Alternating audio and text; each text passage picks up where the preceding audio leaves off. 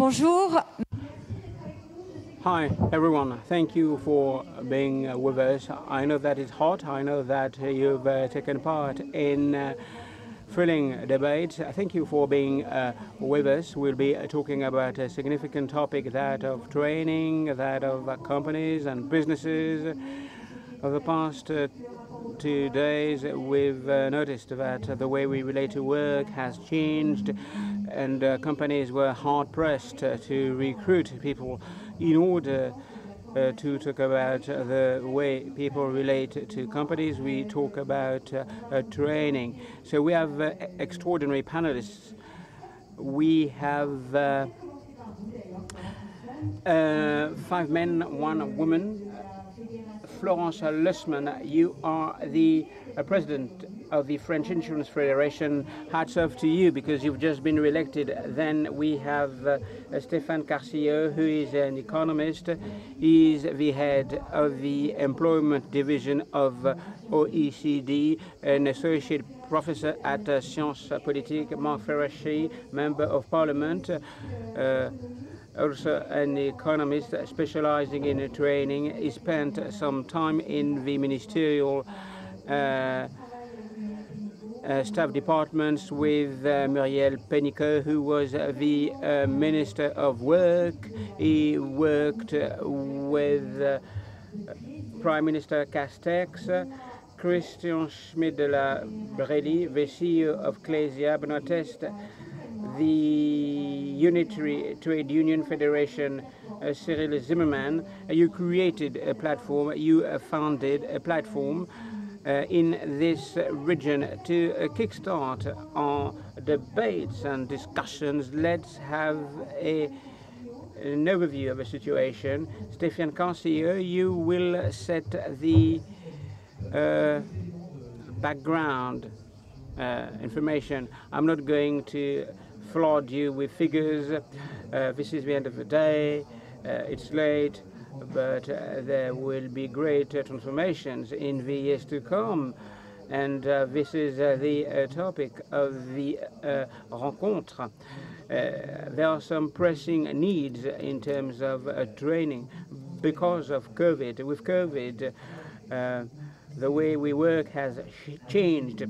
People worked from home, and companies decided to embed new technologies. So people had to be trained to new technologies. Have in mind climate change.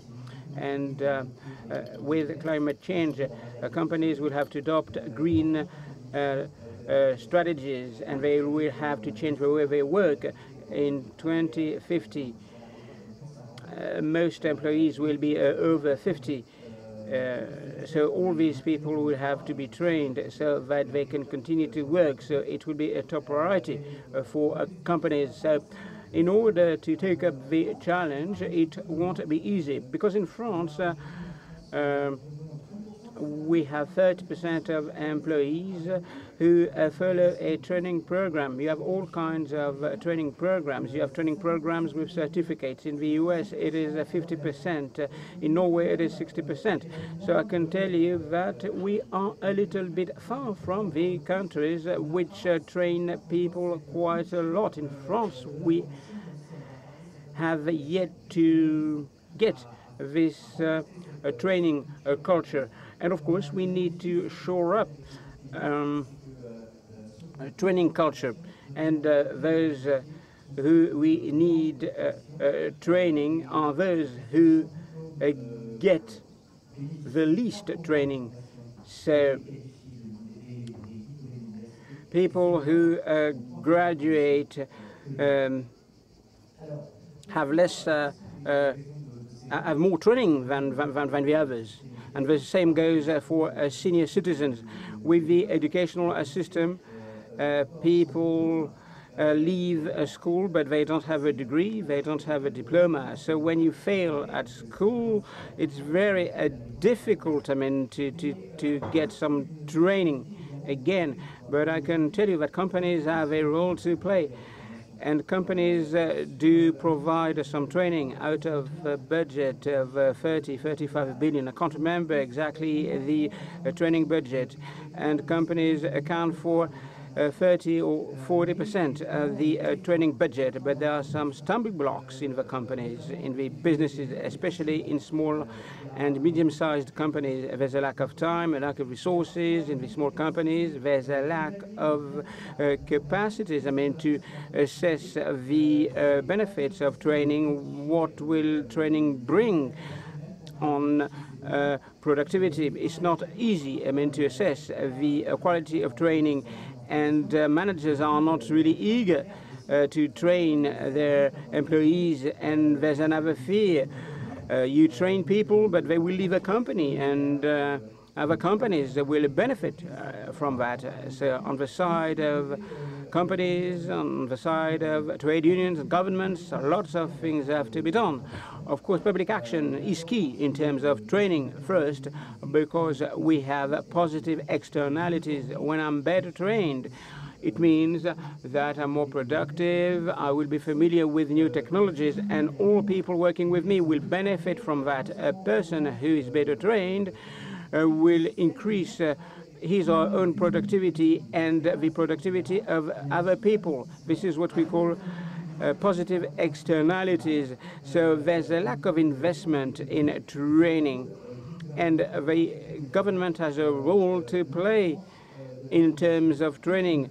Training is a pivotal, and you need to consider the role of public authorities. Some obstacles, they should be overcome, especially for small companies. Some small companies that don't have the resources in order to invest in training. The French government has launched some reforms. The individual training account, a total review of the founding account. What are the effects of these measures on a training culture, and what were the problems and issues? The companies and trade unions have a key role to play in terms of innovation. It's a matter of identifying these stumbling blocks. Today, why is it so difficult to train people? What can professional divisions do in order to dispel the obstacles? And trade unions have a role to play to help people who need to be trained. We need to identify those people, and we need to support these transformations. I haven't answered the questions, but I've laid the groundwork. Marc FERRACCI, you are one of the brainchildren of the latest training reforms. You worked with Muriel Pénicaud, the former Minister of Work. We've heard about France Compétences, but what is France Compétences? What about this body? What is the objective of this body? So where do we stand? We created new tools. We need to understand the ultimate aim. So it was said already, training begs two questions. Do we need to train people more? Is it possible to train people better with some training programs having an impact on productivity, on the stability of jobs, on income, on wages? These are two pivotal questions, because this begs the question of funding. Who should pay for training?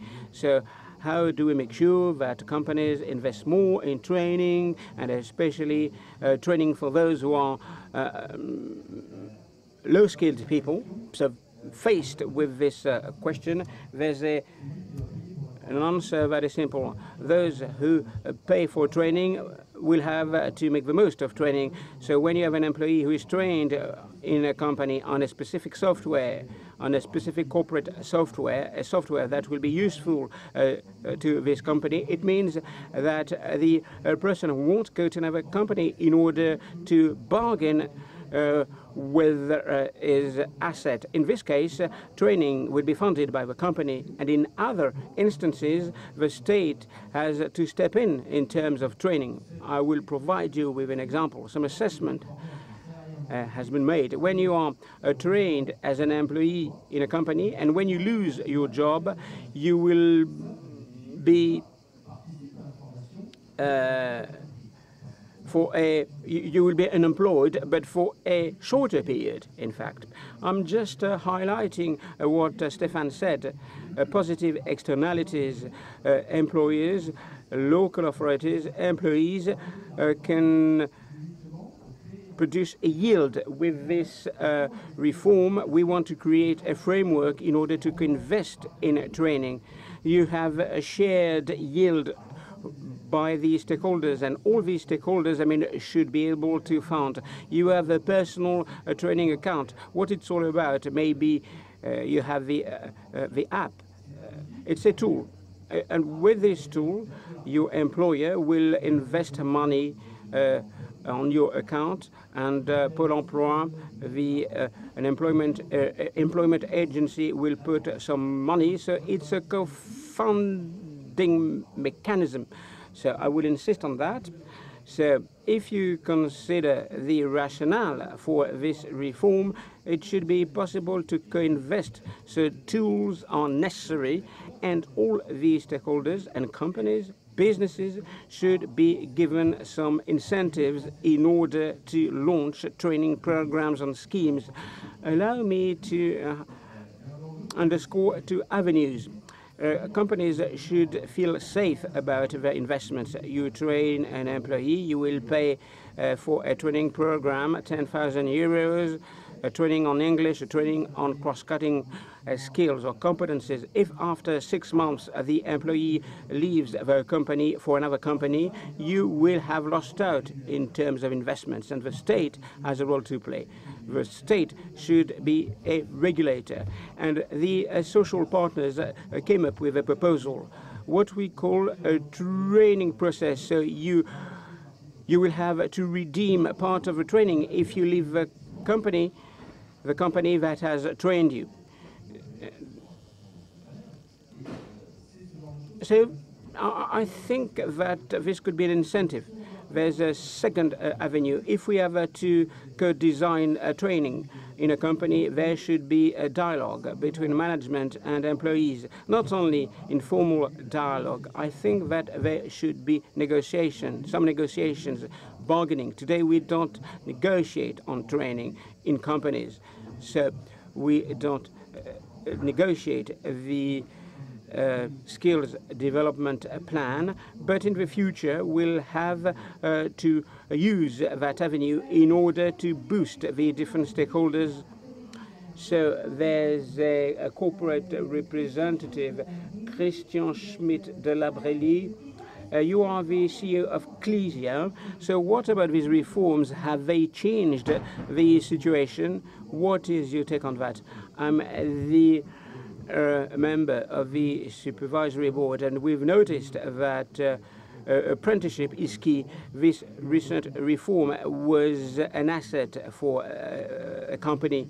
So we've increased threefold the number of apprentices in a period of 2 years. It was a significant jump. It was quite positive. But we want more. We want always more. So companies gave us some feedback, and 200 companies were involved. And what is important is to reconcile the academic world and the corporate world. So when young people are aged 15, for example, the main teacher should visit companies in order to get an insight into the companies before giving some guidance to these young people. And it's important to work on collaborative work on maths, languages, because when young people move into the company, they are deprived of these skills.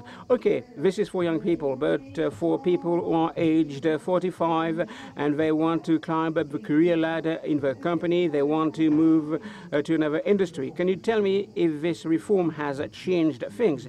There are some positive elements, of course, but at the end of the day, regarding training, in terms of negotiation, you have to consider the professional branch.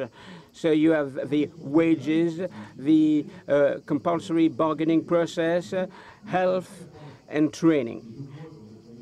And if you consider some specific jobs, not IT jobs, or actuaries, or, for example, I'm in charge of the catering branch, and there should be some training every 3 years in order to refresh the skills.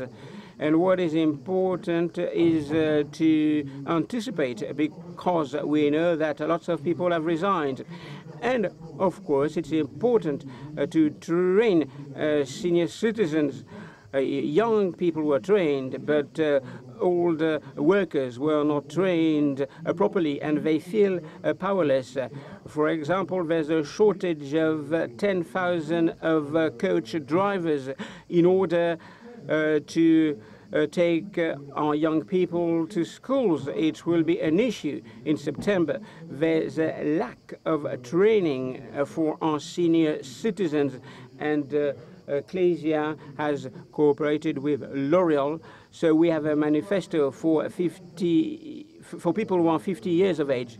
As of 45 years of age, the training program for senior citizens should be revamped so that they can stay longer in the company. Thanks a lot. So Marc FERRACCI, you talked about social dialogue, but regarding the trade unions, you are the General Secretary of FSU, an education trade union, but with a broad remit in the public field. Training is important, but is it difficult to get trained when you are a civil servant? So you're right. But we have some expertise because we are working with vocational schools, and we are training young people as part of initial or continuing training programs. And we have an ambition with continuous training, with continuing training, and continuing training should be embedded in a public service of training all lifelong. So people should be able to be trained. And as a trade unionist, and if you consider the last laws on continuous training and apprenticeship, we focused too much on the corporate needs and requirements. That's a prerequisite in terms of continuing education. We need to pay heed to the corporate needs and requirements, but we need to go further than that. Of course, in addition to what has been created, there should be a public service of continuing education. We had the Greta, the so-called Greta schemes. Of course, it's important to beef up skills and competencies, and then it will depend on training. For example, people will have to be familiar with a new software in the company, but this is a local need, a local corporate need.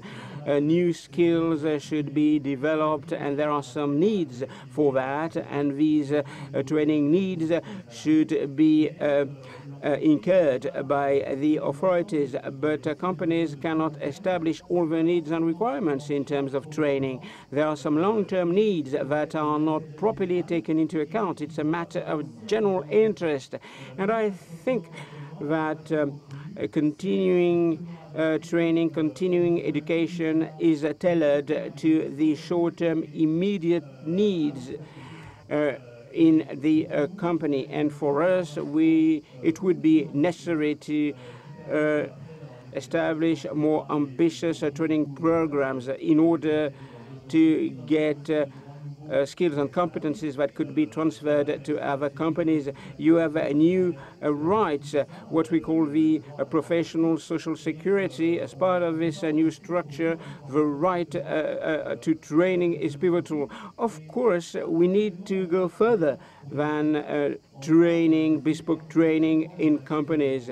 There are huge inequalities in terms of access to training.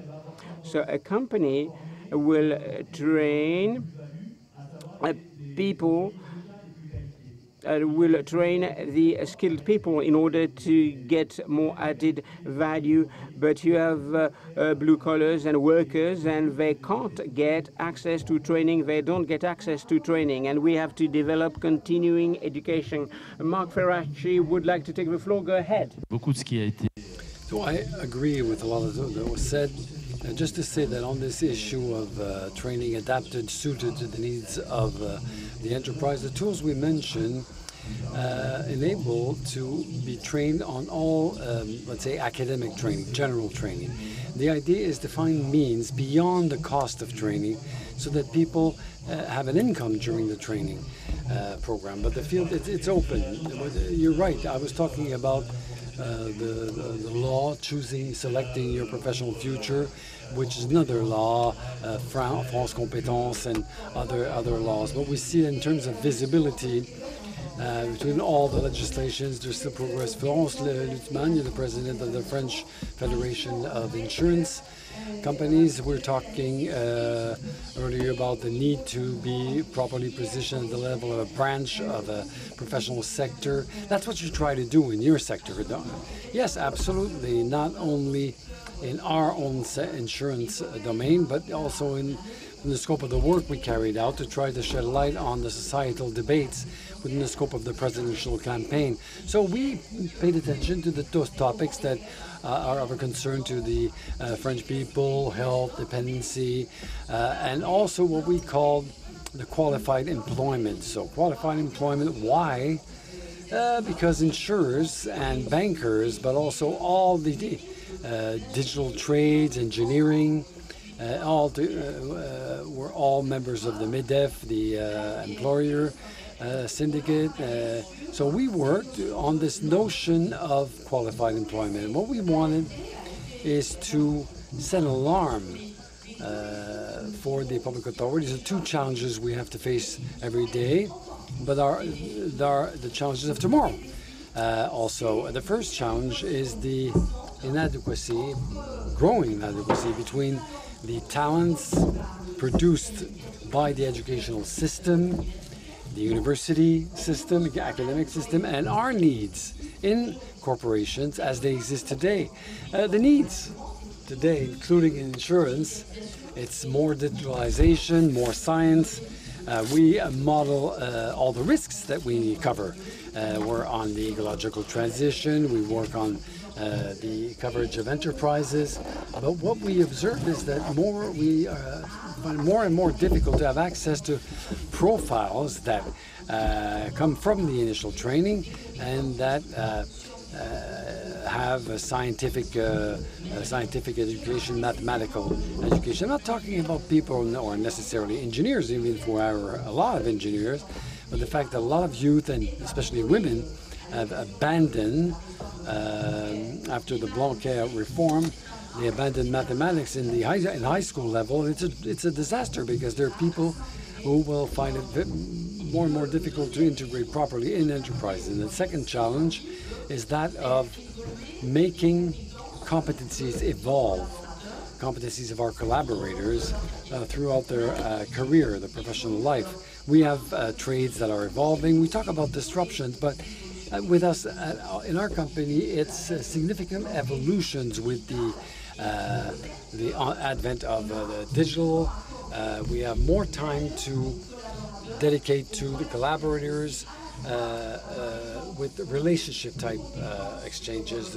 So we need people who are more competent on basic competencies, scientific competencies, but who also have a better relationship competence. And we see that today it's the pluri-channel. We want immediate responses, answers. You have an accident with your car, you take a snapshot, and you want to be covered. You want to be reimbursed practically instantaneously because there's artificial intelligence that will analyze the photo that you sent. But at the same time, you want to have access to a human being who will understand your problem if the digital can't answer. And so we're at the same time faced with the need of competencies, digital, scientific, technical, and also skills in the knowing how to be, how to behave. And what the employees are expecting, I was listening to my neighbor, and that's what the CIRET is saying, it's a good thing because the employees are want the enriching of their tasks, of their missions towards more human relations, and they are expecting more training for themselves. So within this scope, I think there are opportunities to reconcile both, but the sine qua non condition is that there will be more young people who follow a scientific training, and young women. And I am very happy to see the Rixin law, but if we want to more in the executive committees, in the boards of the insurance companies, if we want to have more parity, more women, then we need more women who have access to these management positions, which presupposes that you're not that you're good in math, but you're.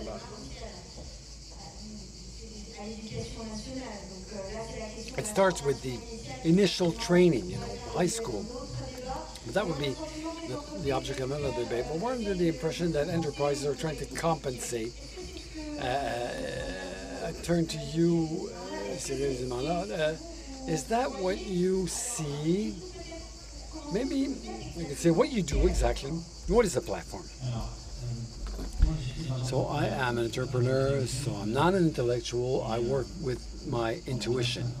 For 25 years, I developed companies in the digital domain, and that as many as 500 people. And it was hard for me, always hard for me to hire, recruit a computer specialist, whether in small, medium-sized, large enterprises. They're all faced with the same problem. And besides that, I've been living in Marseille for 13 years, and the wealth of Marseille is its youth. It's the second youngest city in France. But it's also an explosive city. It's a youth that is not trained with a very high unemployment rate. So knowing the needs of enterprises to train the people in the digital domain, and seeing the potential of Marseille and its metropolis in terms of a reservoir of human competencies that can be potentially qualified, we agreed with an association which is called non-profit. I didn't hear the name. Which brings together for the 50 largest enterprises of Marseille. We created a computer school that responds to the needs of enterprises from here or elsewhere. And we have exploited the reform Marc FERRACCI set in place in 2018, and we figured, okay, the Marseille youth is in majority poor, and their parents did not have the cultural reflex to pay for the studies of their children in private schools, for example. And in the computer domain, the offer was really brought by private schools where it costs 7,000 to 8,000 euros a year. So we try to train people to computer sciences, but with a tool that's too expensive for the audience we're targeting. So we don't succeed. So we tried the reform from 2018, which changed things altogether. We designed a school, created a school which trains in 1 to 5 years based on apprenticeship in enterprises, all the publics. It's free, and since you're working as an apprentice in schools, in industry, so from 3 years we trained today 600 students to cyber-safe security, data, web development, software development, coding, proof that there is a demand and that we can grow the number of people who are competent to work in computer departments of insurance companies, agro-food businesses, enterprises. So in fact, we created a training tool that's now suited for a certain audience, and we have as many people who come for initial training who learn a trade. And they don't learn a general competency, they learn a trade, and we train those people as well as university students who, after a bachelor's degree or a master's degree, come to us for training. The age average is over 25. We have about 50% of our students who are in initial training, who are 18 to 20, But there are some people who've worked 5 years, 10 years, 15 years, who come to us to train. And to react on what was said earlier, is we had no problems to recruit our students. Those who graduated, 70% found a job, and 30% left are continuing their studies, but we have 80% guys, boys. But they're not good in maths. No, computer sciences and mathematics are not the same. Why do we have 80% men, boys? It's because, in line with what was said, is that today the computer trades, if I take my example, are not proposed in high school or college, or high schools. And when I say for my sector, today if you're in college or high school, you're oriented on what the parents tell you, what the counselors tell you, but you have no idea on what you want to do in the future. If you want to convince young women that they can become computer specialists, the computer specialists can work in all activity sectors. And it's from primary school that you can show that these are trades that open to all, and especially women. Stéphane CARCILLO, you want to react on this topic? Yes, I wanted to react on this model because I visited this something very comparable 4 or 5 years ago in the U.S. in Chicago, which is called Year Up. It's a program exactly based on the same model. It's a group of enterprises that had clearly identified needs, and a training center for youth where they will train for a year to the needs of an enterprise. They know the needs of these companies. This training center knows. So Year Up today is in 30 cities. At the beginning it was only Chicago, but now it's 30 to 40,000 young people who go to Year Up schools. At one point, Year Up gets money from the federal state and subsidies, and the federal state requires a certain number of criteria be met for this for the signing up. They're looking for lower qualified people that come from poorer families who are accepted, and so maybe set criteria on parity. That could be an idea. Marc FERRACCI, what do you think? No. Reactions and maybe an anecdote I'd like to share with you. 2 reactions to what was said. There are 2 challenges, 2 stakes. That of reconversion. Should the company finance the reconversion of their employees? Well, not really, because the employees control their professional life. Today, if we speak frankly, and go back on what was done in terms of reforms in the recent years today, we know pretty well how to finance the reconversion training programs, but training only. We can finance by adding money to the fund, the CPF, training in digital ways, social activities, digital revolution. We easily find ways to finance that, but we are not really good how to provide a revenue during training. And this is what we have to improve on. But it's in the President's program, and this program should be implemented. We have one tool that should help us, which is called the savings account for universal time, and will apply to all employees, aimed at being portable. You can save days, for example, with your holidays. For example, these days can be used for training activities when you reach 45, or you need to reconvert because you had physically difficult jobs. That's one thing. And I heard what was said on the link between initial education and enterprises. It's the stake of the orientation. I think we owe the students and the families a very transparent information on what the insertion rate are associated to each diploma and each school. This information is available for some, but in reality a lot of people ignore it. So what we will do, because it's part of program within a year or two on Parcoursup. The people who formulate their wishes, maybe some young people have used Parcoursup, will have the information on the professional insertion rate linked with the training they want to follow. If you want to do a master's degree, for example, in political science in such or such a university, you will have the insertion rate at 6, 12, 18 months. It's a piece of information that sheds a light on your choice. And it's important. The anecdote is on the topic of relationship competencies. I'm elected for the French who live in Switzerland. There are some. I spent a lot of time in Switzerland, and I'm an elected representative for these people. In Switzerland, you have a hotel school, which is called the Lausanne Hotel School, which trains people to the hotel trades. They're probably the most prestigious in the world. I was told that the banks, insurance companies, recruit the people trained at the Hotelier School of Lausanne. Learn nothing in the field of finance. Why?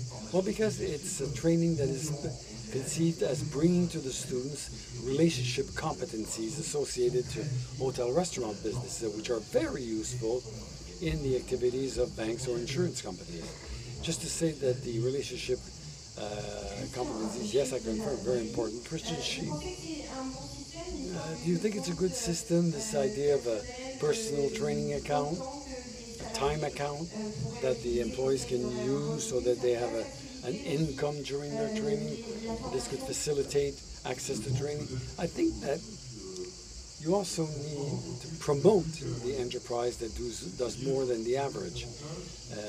If we talk about enterprises that are at 25%, Ecclesia we're more at 70%. But globally, generally, we should highlight those companies that do their job.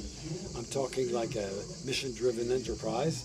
We do the job, and the more we can positivize on this approach, the more we will encourage the company to train its collaborators. And then within the enterprise, it's very difficult to have the certificate diploma recognized, to have a company being validated by the state. It's practically impossible. We try, but it's very difficult to obtain. And obviously, the avenue that was opened by this reform opens the way to new possibilities, to new potential. I'm very happy to hear you about this. Is to publicize, to publish the rate of performance indicators linked to the training in the vocational training, including academic training. Cyril ZIMMERMANN, the training that you proposed, to which your younger or a little older audiences, they are certified? Do you get a diploma? Is it hard to get professional validation? No, they all yield a certificate, give a certificate. Either we've proposed our own programs through the Ministry of Labor. I wouldn't say it's easy because there's a bottleneck and the processing lead time is long, but generally it works.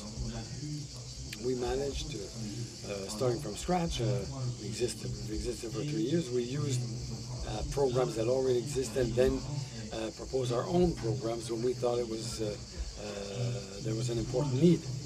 And the professional diploma, enables to certify the level reached by the student. We have trainings programs that go from 1 year to 5 years. It's very important that the certificates show that you've had O levels plus something, +1, +2, +5, and that's how you validate your competencies. And the fact of having a certificate, let's say, they call it a title, the fact of having it has the same value as a diploma. And it's hyper motivating for the younger or a little older to undergo this training. It's something that will have a universal value in all markets, in all countries. I don't know if it will work, but we try to have diplomas, or quote-unquote diplomas, that are recognized locally. What are the hindrances or the barriers where it would be fairly easy to intervene? We saw the question of the validity of the titles, to find the income to get a revenue during the training period, to encourage employees to take this time. On the corporate side, it's on the management side that there are hindrances, and we're good students because 90% of our collaborators have access to training. We've adapted to telework, and there's no big drop, during the COVID years. And I would say that the barrier for me is the initial training level. If the people don't have any mathematical competencies, it'll be very difficult in their professional life to compensate this gap, which is an initial gap. And I think it's a point that's very important. There are also all sorts of systems that favor the transition, reconversion.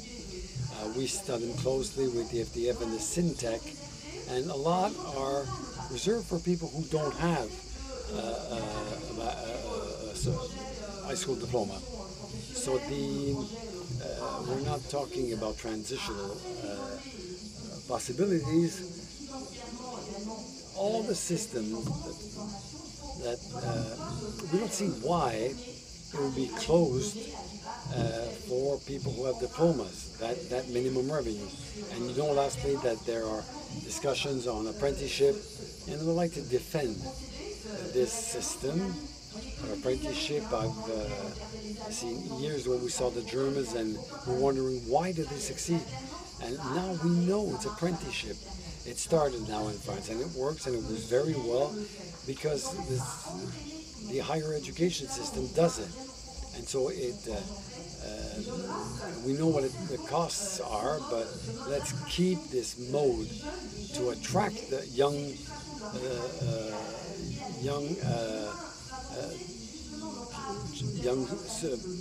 workers with diplomas. So the apprenticeship is a wonderful way to learn progressively, because you spend time in the enterprise, know how to behave. And apprenticeship contracts 7 times out of 10 turn into a permanent job.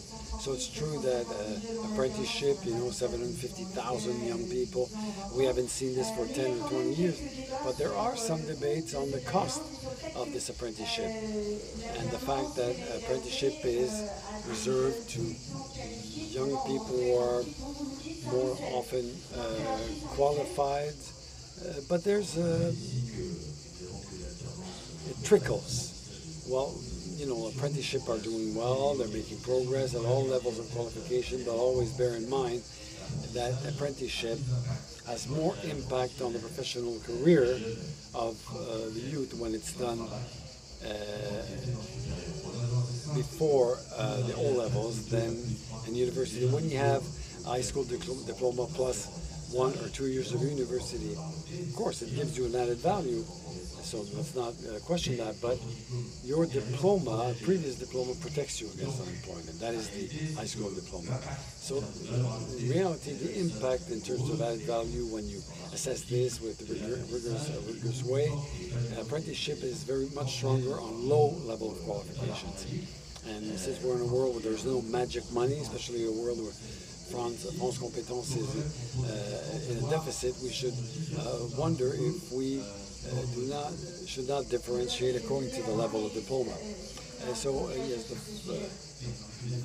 I agree with the conclusion to differentiate according to the level of diploma. I think makes sense in terms of management, but I have doubts when you lessen the importance it has for people who have a diploma. Not everybody has a master. A lot of young people go to university and they stop after the third year and they don't have a degree, a master's degree, because the selectivity rate is very high after the third year.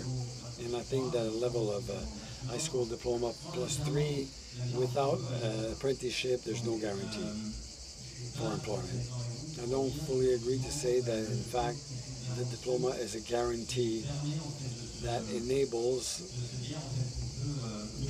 to say that we can lessen the importance, but the level of taking charge is lesser, but for the first 3 years I'm not sure. So if you want to refine the system, Benoit TESTE wanted to react. Well, on that, apprenticeship is a good avenue for training that can be developed. It's interesting, but to go back on what was said, I'd say that it's not the same. But the apprenticeship after high school or before high school, I don't have the exact figures, but I think the rate of rupture of contracts, the breakage of contracts is about 30%, and where you have professional high school, you have about 11% of dropping out. There's a lot, it's more, too much. But if you do a parallel between both, the pre-high school diploma apprenticeship has less results when it comes to give qualifications that will be perennial, because we sign apprenticeship contracts, but if they're broken before their term, well, maybe because the young person in question is not ready, not suited for this apprenticeship situation. It's different from school, you know. So I wouldn't recommend making it the avenue to adopt that, but it's a good opportunity for training. But just wanted to say something about what else would on the initial training issue. There's a lot to improve. I fully agree with what was said on scientific teaching, a certain number of topics that have to be developed in school, including collective competencies, collective working, that is not very developed in France.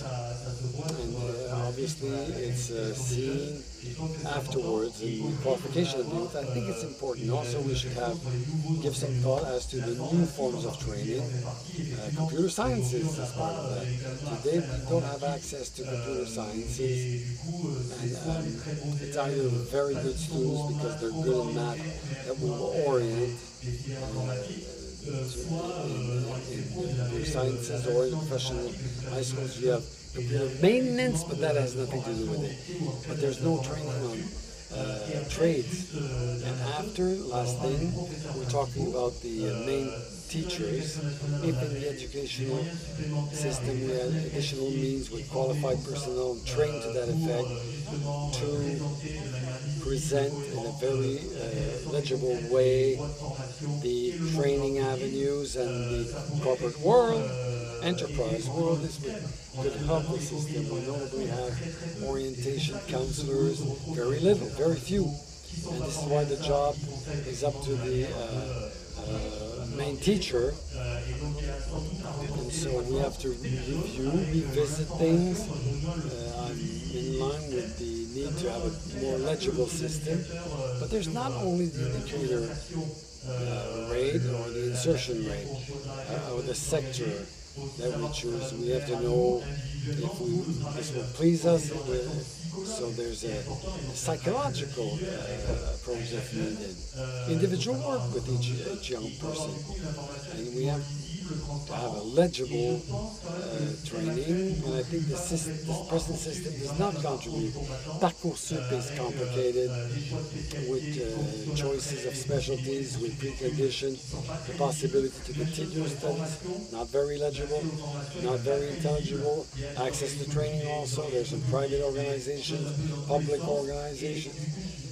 So in the last word, diplomas that are difficult, that are not recognized, I feel like saying, well, okay, we're lucky that it's a bit difficult and that we don't just recognize a diploma that is easily obtained. We check, we assess the qualifications, see that they're complete things. Otherwise, we develop a system that's absolutely not transparent, where anybody can open up a training center. So no certifications to everything or anything. I see the time is running. Do you have any questions from the floor? Okay, maybe we can hand the microphone. Please introduce yourselves first. Introduce yourselves, please. Thank you, hello everybody. Lisa Brandazur. I'm very interested in this because I come back from a professional reconversion. I did scientific studies. I was 15 years an engineer in complex system engineering, and I felt like reconverting. And today I'm a trainer in sustainable development and a professional in tourism. And these careers, well, are not addressed in school. And today I think there's a hole in the racket in how we train the youth to tomorrow's world and how we reinvent tomorrow's world, creative careers such as this one. I don't do only training in sustainable development, I also do creative coaching for artists. You'll say, what is the relationship between all that? Well, it's simple. Is when you start working on yourself, you can contribute positively on society. So all the tools I use in the creative coaching are found in the work and mission-driven enterprise, how we involve our company in positive actions. We can bridge. That's how you span the bridges. Well, the idea is how France Competency or France Compétence and all the official instances take into account this need to train the youth in such a way that they are open-minded and reinvent the world of tomorrow without being on rails or in specific careers and locked in. Louis? Yes. We see the interest of the work of Osopro. I was talking about sectors that I protect. I have 3 chair people that are members of the board, whether you're in the pharmaceutical industry, in the hotel restaurant business, in transport, development, the example of sustainable development. I have one president who just got his first Green Star. These are trades that you learn thanks to the professional branches. We don't know 50% of the jobs that will exist by 2030. We see it's the work of these professional branches to be able to find rapidly tomorrow's trades and to adapt on a permanent basis.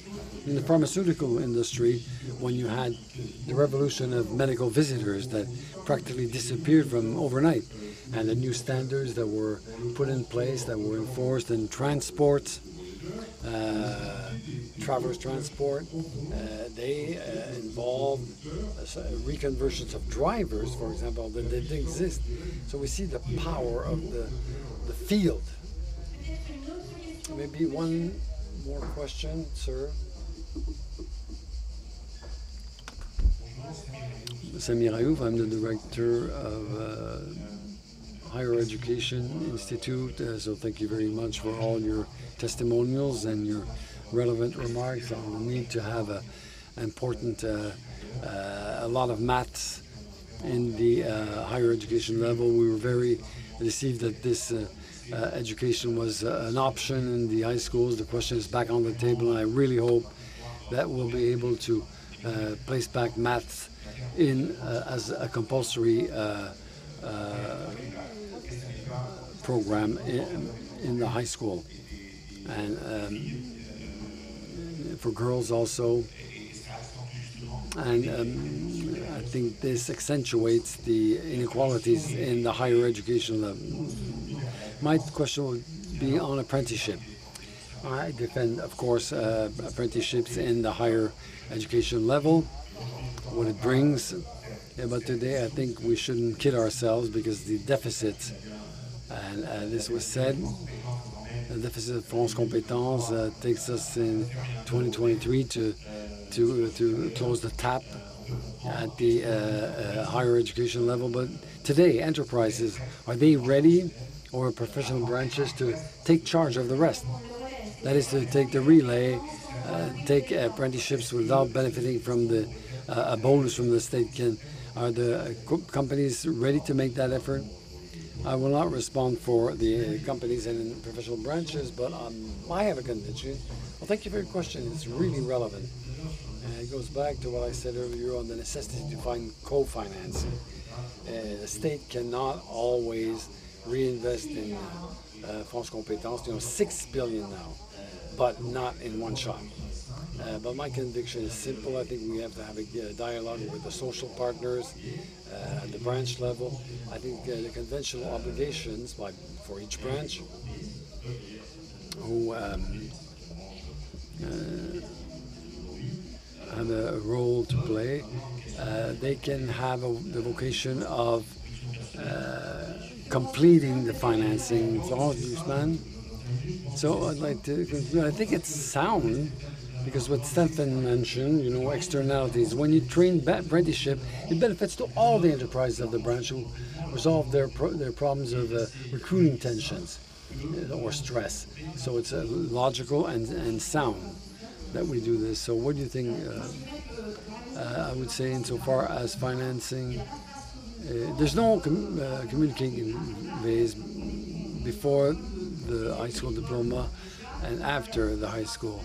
So it's not the right way of addressing this. And we will continue to fight that this training be recognized, including in the higher education level. But the question of financing, it's finance, recognizing finance. I think we've covered all ground. So thank you very much. Thank you for your attention, participation. You can find this session on the website of the Cercle des Économistes. I think tomorrow these topics will also be discussed.